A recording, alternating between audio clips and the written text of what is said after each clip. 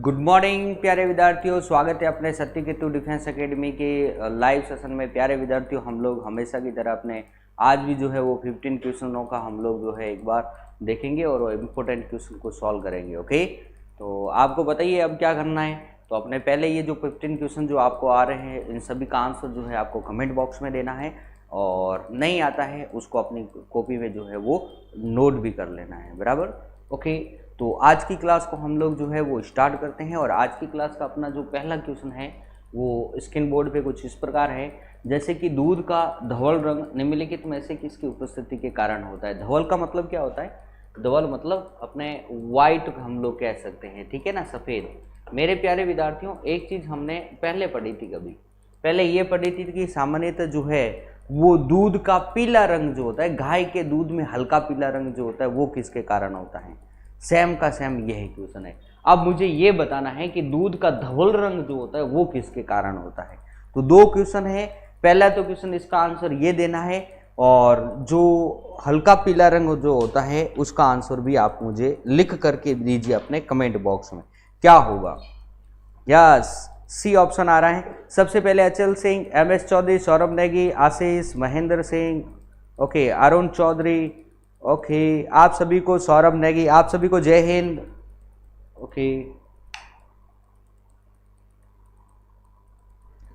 चलो भाई, क्वेश्चंस जो है, यस, दूध का हल्का पीला रंग, ठीक है, सोच समझ के आंसर दे देना।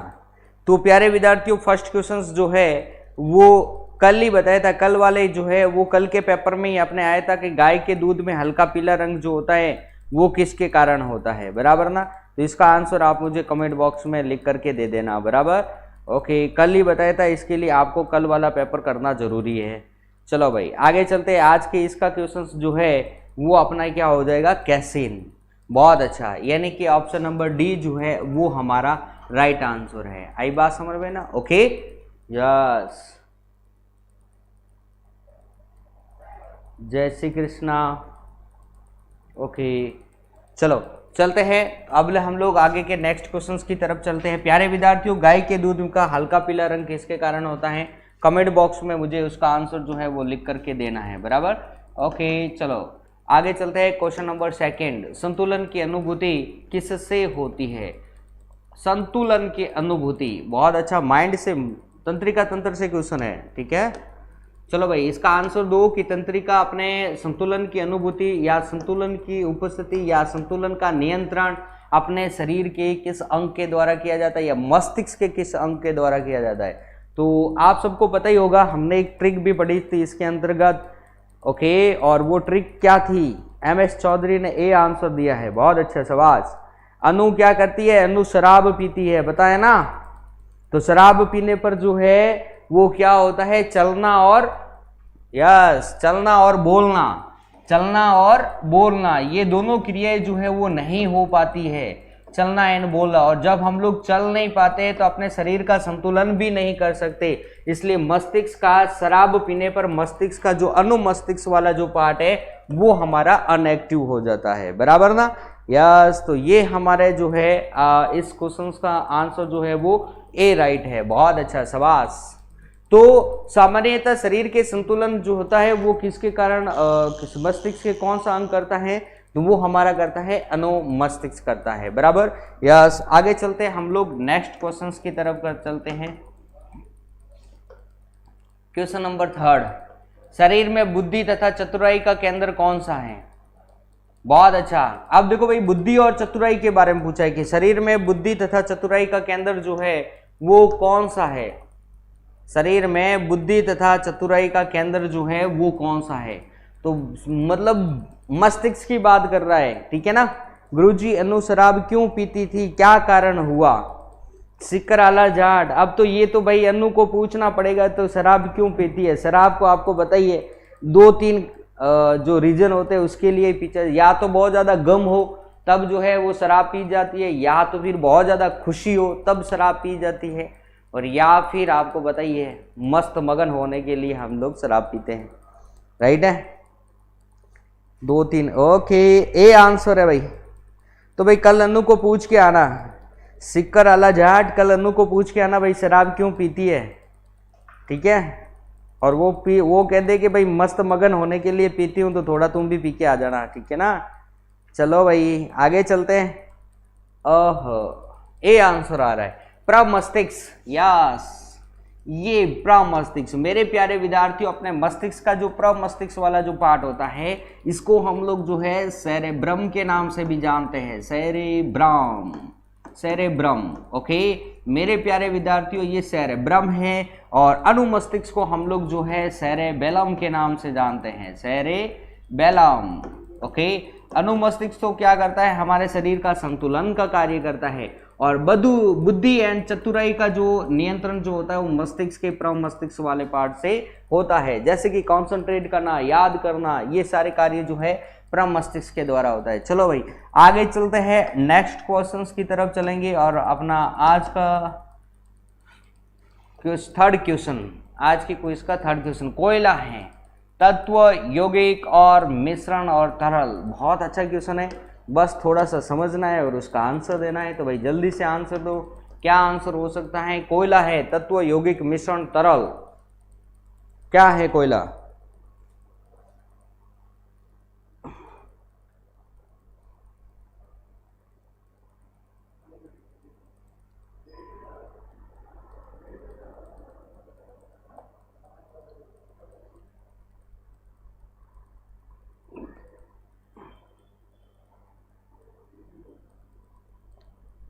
पूरन सिंह भाटी, बहुत अच्छा भाई, शाबाश। अचल सिंह, सौरभ नेगी, रितेश राज आर्मी बॉय, चौथे में ए, यस। सिकराला जाट तत्व, राहुल गांधी ए,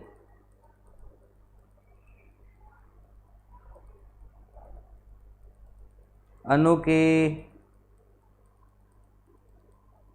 चलो ए आंसर आ रहा है बराबर ना, यानी कि तत्व, यस, बहुत अच्छा। तो प्यारे विद्यार्थियों, आप सभी को पता ही है कि भाई कोयला एक प्रकार का क्या है? तत्व। कोयला, हीरा, ग्रेफाइट, ये सारे क्या है? तत्व है, बराबर ना।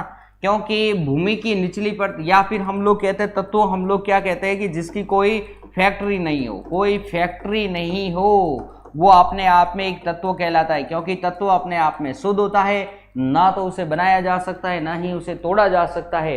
तो जिसको बनाया नहीं जा सकता यानी उसकी कोई फैक्ट्री नहीं होती है, इसलिए हम लोग उसको क्या बोलते हैं? तत्व कहते हैं। तो भाई कोयले की कोई फैक्ट्री नहीं होती, कोई खान जरूर होती है, राइट है, तो इसलिए हम लोग इसको क्या बोलते हैं? तत्व। हीरा भी अपने आप में एक तत्व है। टोटली तत्वों की संख्या 118 है, परंतु हीरा जो है वो क्या है?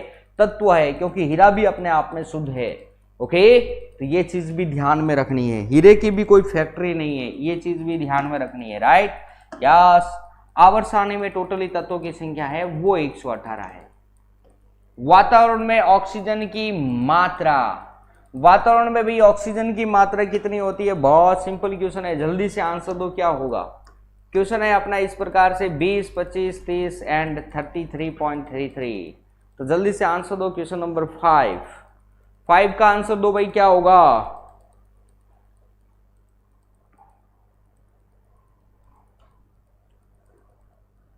कोई फैक्ट्री नहीं है। सौरभ नेगी, बहुत अच्छा भाई। 5वें का सौरभ नेगी का सबसे पहले आंसर, फिर अरुण चौधरी, फिर शिक्कर आला जाट, फिर MS चौधरी, आशीष, बहुत अच्छा, MS चौधरी, चौटन, रितेश राज, राहुल गांधी, पूरन सिंह भाटी, बहुत अच्छा, शाबाश।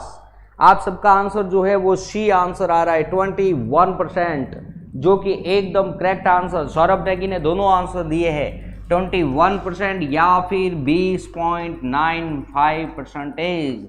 ये दोनों ध्यान में रखना, या तो 20.95% या लगभग 21% होता है, बराबर। मेरे प्यारे विद्यार्थियों, N2 जो होता है 78.09% होता है, बराबर।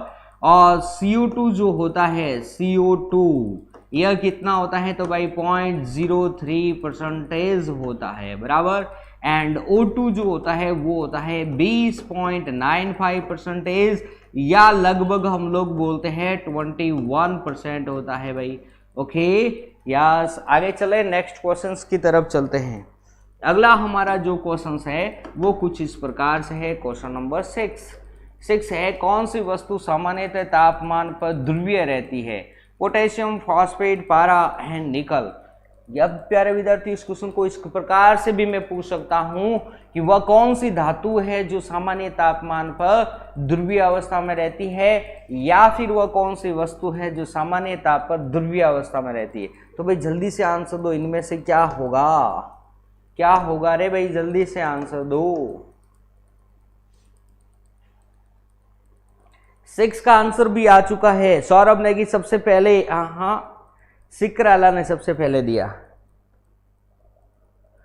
ओके, पारा, बहुत अच्छा। सौरभ नेगी, अरुण चौधरी, एमएस चौधरी चौटन, आशीष, पूरन सिंह भाटी, राहुल गांधी, बहुत अच्छा। एमएस चौधरी चौटन, एचजी, पारा, Ritesh Raj army, very good. यानी कि 6 में, यस मेरे प्यारे विद्यार्थियों, आपको पता होगा कि पारा एकमात्र ऐसी धातु है जो कि क्या पाई जाती है, ध्रुवीय अवस्था में पाई जाती है। अगर मेरे प्यारे विद्यार्थियों आपको यह पूछ ले कि वह कौन सी अधातु है, तो अब हमारा आंसर बेंजीन हो जाता है। ये चीज ध्यान, ब्रोमीन, आई बात समझ? ओके, ब्रोमीन हो जाता है, सॉरी। चलो आगे चले नेक्स्ट क्वेश्चन की ओर। यस, बहुत अच्छा। चलो भाई आगे चलते हैं, नेक्स्ट क्वेश्चंस की तरफ चलेंगे। क्वेश्चन नंबर 7, प्रोटॉन है आयनिक अर्थ हाइड्रोजन अणु, हाइड्रोजन परमाणु का नाभिक, हल्की हवा का नाभिक या भारी गैस का नाभिक। क्वेश्चन नंबर 7 बहुत अच्छा क्वेश्चन है। तो पहले इसका आंसर दीजिए, क्या होगा, जल्दी से आंसर भेजो भाई, क्या हो सकता है। क्वेश्चन नंबर 7 आपको जो स्क्रीन बोर्ड पर अपने दिखाई दे रहा है,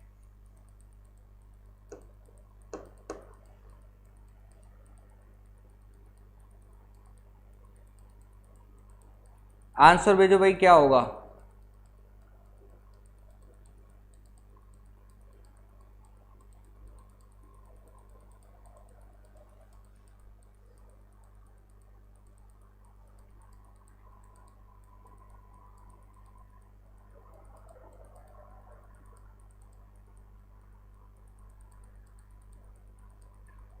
okay, Shakti Singh, D answer आ रहा है, B, D B D B, बहुत अच्छा भाई। चलो तो जल्दी से आंसर दो भाई, प्रोटॉन है। प्रोटॉन क्या है भाई, जल्दी से आंसर दो, क्या है। बहुत अच्छा, शाबाश।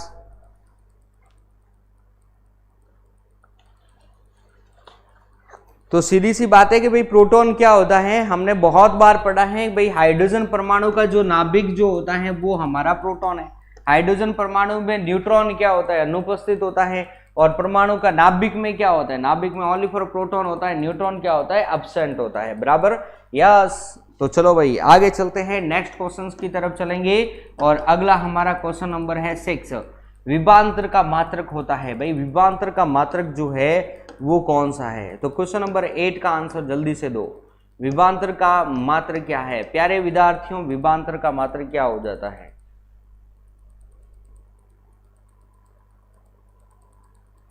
यस, जल्दी से। तो मेरे प्यारे विद्यार्थियों, विभवांतर इज इक्वल टू अपने पास में होता है W/Q। W बराबर होता है जूल एंड Q बराबर होता है कूलाम, यानी कि विभवांतर का मात्रक होता है जूल/कूलाम, या फिर इसे मैं सम्मिलित रूप से और किस नाम से जानता हूं, बताएं ना।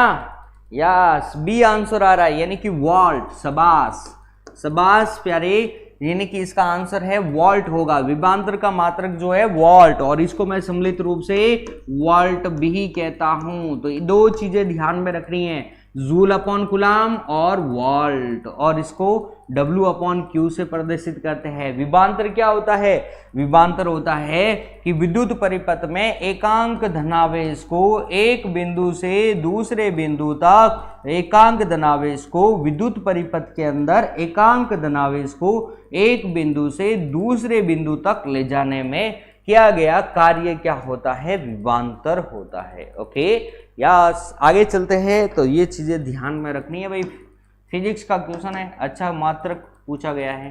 क्वेश्चन नंबर 9, रेगिस्तान में मृग तृष्णा किस प्रक्रिया के कारण दिखाई देती है? मृग तृष्णा, भाई मृग तृष्णा जो है वो किसके कारण जो है वो दिखाई देती है? तो भाई जल्दी से आंसर दो। वैतीकरण, पूर्ण आंतरिक परावर्तन, प्रकीर्णन या द्यू अपवर्तन? तो जल्दी से आंसर दो, कौन सा कारण है?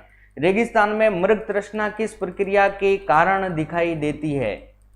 रेगिस्तान में मृग तृष्णा जो होती है वो किस प्रक्रिया के कारण दिखाई देती है? वैतीकरण कारण या पूर्ण आंतरिक परावर्तन के कारण, प्रकीर्णन या द्यू अपवर्तन? क्वेश्चन नंबर 9 जो है बहुत अच्छा क्वेश्चन है, जल्दी से आंसर दो भाई, क्या होगा?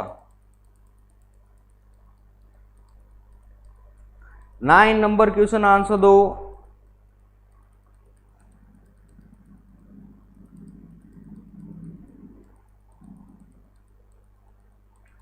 आशीष, क्या जो आप मेरे नाम नहीं लेते? भाई यार नाम तो लेते ही हो ना, क्वेश्चन का आंसर तो दे, फिर नाम ले रहा हूं। आशीष जल्दी से आंसर दे पहले। आशीष का आंसर बी। चलो भाई, राहुल गांधी, आशीष, अचल सिंह, पवन यादव, मोगल चोरू, शिकराला जाट, यस। ओके, प्रकाश का क्या होगा भाई?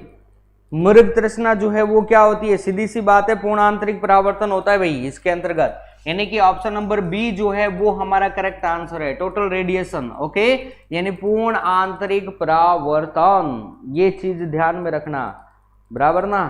यस। नेक्स्ट क्वेश्चन यानी कि ऑप्शन नंबर बी। ये तो क्वेश्चन हमारा सिंपल था, सीधी सी बात है कि कई बार इस क्वेश्चन को हम लोग कर चुके हैं। क्वेश्चन नंबर 10, खाद्य श्रृंखला में सबसे ज्यादा संख्या किसकी होती है? खाद्य श्रृंखला में सबसे ज्यादा की संख्या किसकी होती है? उत्पादक, प्राथमिक उपभोक्ता, द्वितीयक उपभोक्ता या अपघटक? तो भाई जल्दी से आंसर दो, क्या होगा?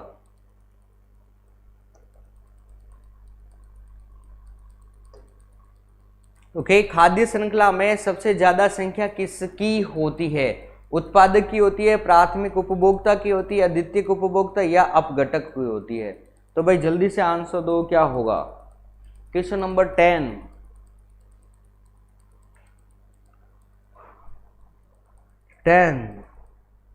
खाद्य श्रृंखला में सबसे ज्यादा संख्या किसकी होती है भाई? क्वेश्चन नंबर 10 का आंसर दो भाई जल्दी से।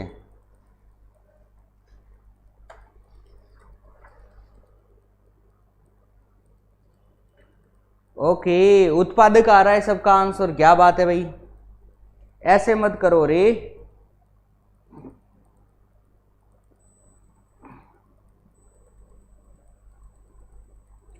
भाई सीधी सी बात है रे, अरे अपघटक की होगी, सबसे ज्यादा जो संख्या जो होती है ना वो अपघटक की होती है, उत्पादक तो सबसे कम होता है, ये चीज ध्यान में रख लो।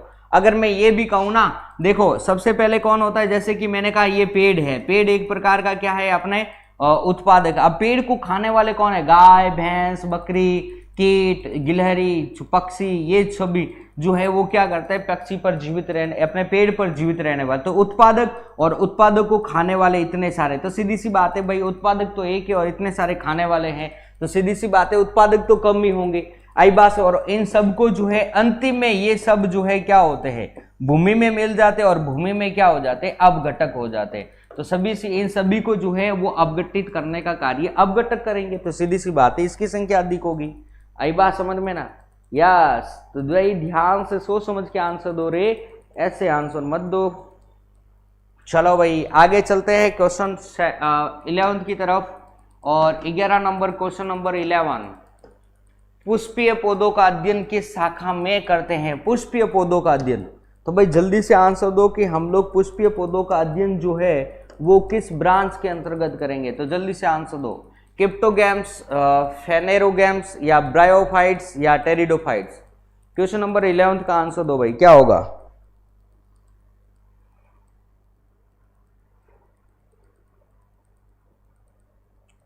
पुष्पीय पौधों का अध्ययन किस शाखा में करते हैं?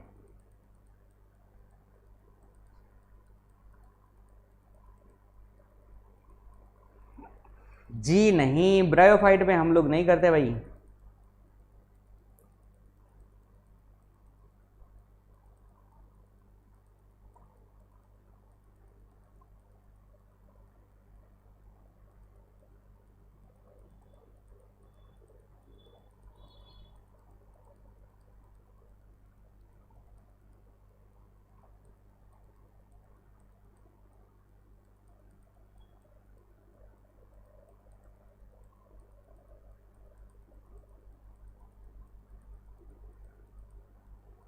ए नहीं, तो भाई सीधी सी बात है कि इसका आंसर क्या होगा भाई, फेनेरोगैम्स, यानी कि बी नंबर, पुष्पीय पादपों का अध्ययन हम लोग बी के अंतर्गत करते हैं, बराबर।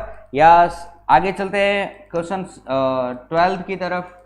12 नंबर क्वेश्चन इस प्रकार से है भाई, डीएनए की श्रृंखला बंदी होती है कार्बन बंध से, ऑक्सीजन बंध से, नाइट्रोजन बंध से, हाइड्रोजन बंध से। बहुत अच्छा क्वेश्चन है भाई, किसका आंसर क्या होगा, जल्दी से आंसर दो। डीएनए की श्रृंखला किससे बंधी होती है, 12 नंबर क्वेश्चन। डीएनए अणु के संयोजन में किस प्रकार, जल्दी से आंसर दो भाई, डीएनए की श्रृंखला बंधी होती है किससे।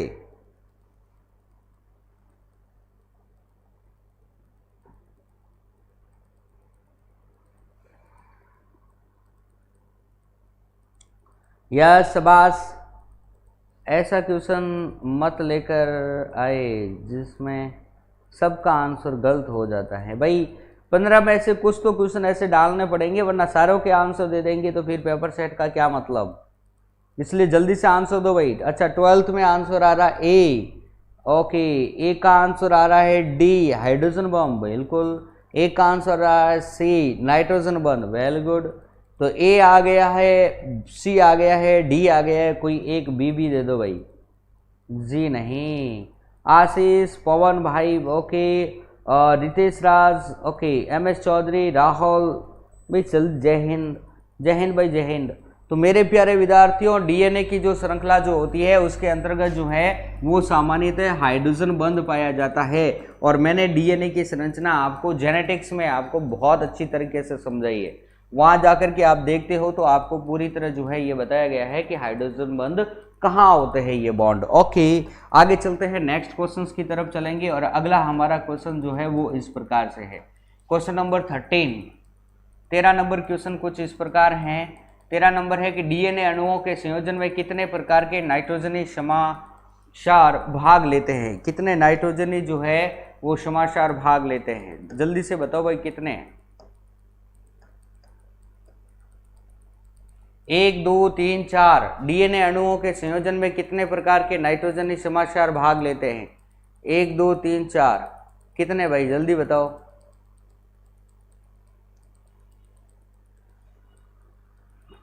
डीएनए अणुओं के संयोजन में कितने प्रकार के नाइट्रोजनी समाचार भाग लेते हैं। गुरुजी अच्छे हैं, कुछ नया सीखने को मिलता है। हाँ जी, कुछ नया तो सीखने को मिलेगा ही भाई, ठीक है ना।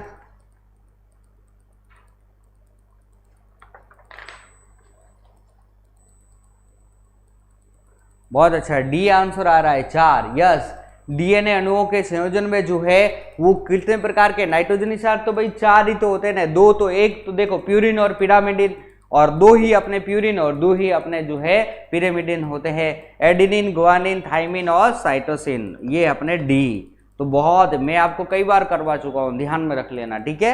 यस, आगे चलते हैं, नेक्स्ट क्वेश्चंस की तरफ चलेंगे। अगला हमारा क्वेश्चन जो है वो कुछ इस प्रकार से, क्वेश्चन नंबर 14 आज की क्लास का अपना सेकेंड लास्ट क्वेश्चन है। तो ये 2 जो बचे हुए क्वेश्चन है इसका आंसर जो है आप लोग बड़ी तसल्ली से दो, आंसर गलत नहीं होना चाहिए कि डीएनए बहुलक पॉलीमर्स है, न्यूक्लियोटाइड्स का, एमिनो अम्ल का, उपरोक्त दोनों का, या इनमें से कोई नहीं। तो बड़े आराम से सोच समझ के इसका आंसर जो है मुझे कमेंट बॉक्स में जल्दी से भेजो, क्या होगा, गलत जो है वो किसी का नहीं होना चाहिए। डीएनए बहुलक है, कई बार मैं आपको बता चुका हूं, जब मैंने डीएनए पढ़ाया था उस समय मैंने आपको ये बता दिया था, अब आपका ये गलत नहीं होना चाहिए। तब तक मैं थोड़ा पानी पी लेता हूं, जल्दी करो भाई।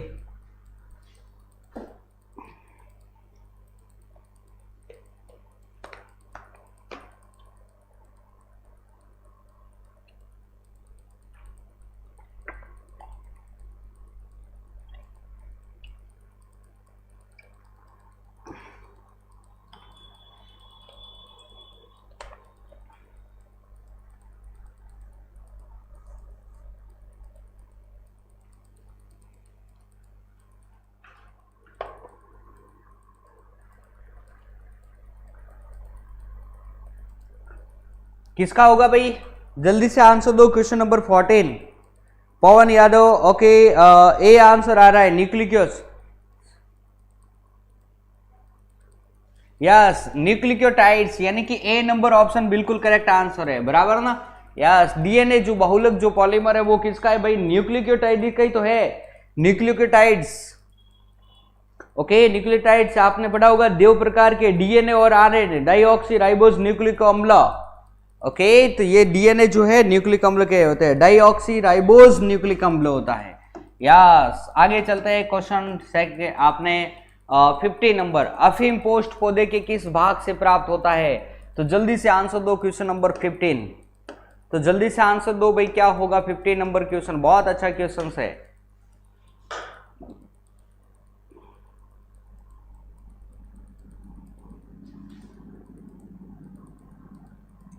चलो, बहुत अच्छा। अफीम पोस्ट जो होता है वो पौधे के किस भाग से प्राप्त होता है, फूल, पत्ते, अर्धपक्के फल या मूल। क्वेश्चन नंबर 15 का आंसर दो, पता होगा ना भाई, अफीम पोस्ट जो होता है वो पौधे के किस भाग से प्राप्त होता है भाई, जल्दी से आंसर दो, क्या होगा। बहुत अच्छा, शाबाश। 15 में जो है वो सी आंसर आ रहा है। Ritesh Raj army, okay, MS Chaudhary चौचन, okay, Ashish, okay, Achal Singh, Puran Singh, very good, Saurabh Negi, yes,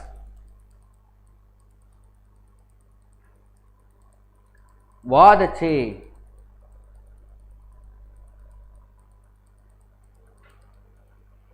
ठीक है भाई, जल्दी से, हाँ बहुत अच्छा, शाबाश।